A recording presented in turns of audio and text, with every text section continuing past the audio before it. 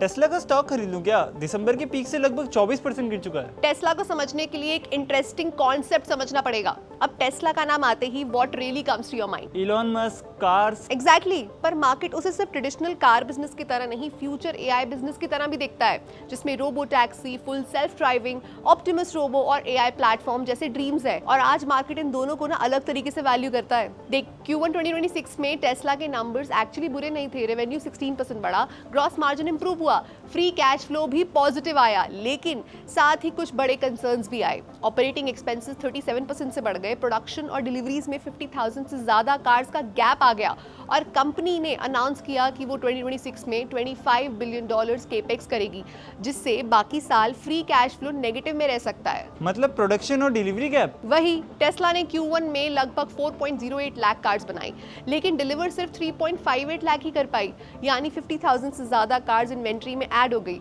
और जब कंपनी ज्यादा प्रोड्यूस करे लेकिन कस्टमर्स उतनी फास्ट स्पीड से खरीदे ना, तो मार्केट डिमांड को लेकर कॉशियस हो जाता है। पर रोबो टैक्सी की तो बहुत हाइप चल रही थी ना। हाइप है, लेकिन रियलिटी भी तो देखो। टेस्ला ने ऑस्टिन में रोबो टैक्सी सर्विस एक्सपैंड करी है, लेकिन रिपोर्ट्स के हिसाब से टेक्सास में टेस्ला की सिर्फ 42 रजिस्टर्ड रोबो टैक्सीज हैं। एक्टिव फ्लीट तो उससे भी कम एस्टिमेटेड है। अब इससे अगर टेस्ला के कॉम्पिटिटर वीमो से कंपेयर करो तो उसके पास टेक्सास में 577 रोबो टैक्सीज है और नेशन वाइड हजारों व्हीकल्स ऑपरेट कर रहे हैं। ये तो काफी बड़ा गैप है।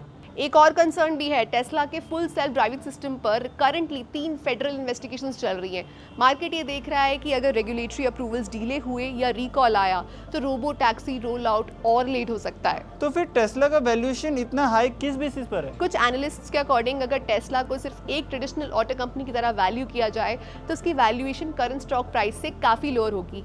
मार्केट का बहुत बड़ा हिस्सा एक्चुअली फ्यूचर एआई बिजनेस को वैल्यू दे रहा है, जैसे कि robo taxi, FSD licensing, Optimus robo, energy storage. तो अब मुझे एज एन इन्वेस्टर क्या देखना चाहिए? सिर्फ EV सेल्स नहीं, ये सब चीजें भी, क्योंकि ये इक्वली इंपॉर्टेंट है। Q2 व्हीकल्स डिलीवरीज इंप्रूव होती है या नहीं, रोबो टैक्सी फ्लीट स्केल कैसे करती है, इन्वेस्टिगेशंस का आउटकम क्या आता है, 25 billion capex future return generate करता है या नहीं, और एआई बिजनेस कब रियल रेवेन्यू जनरेट करना शुरू करता है। क्योंकि अब मार्केट ये डिसाइड कर रहा है कि टेस्ला एक ऑटो कंपनी है या फ्यूचर एआई प्लेटफॉर्म, और इसका आंसर ही स्टॉक की नेक्स्ट डायरेक्शन डिसाइड करेगा। तो डिप बाय करनी है या नहीं, उसका आंसर आई थिंक तुझे मिल गया होगा। Investment in the securities market is subject to market risks. Read all the related documents carefully before investing.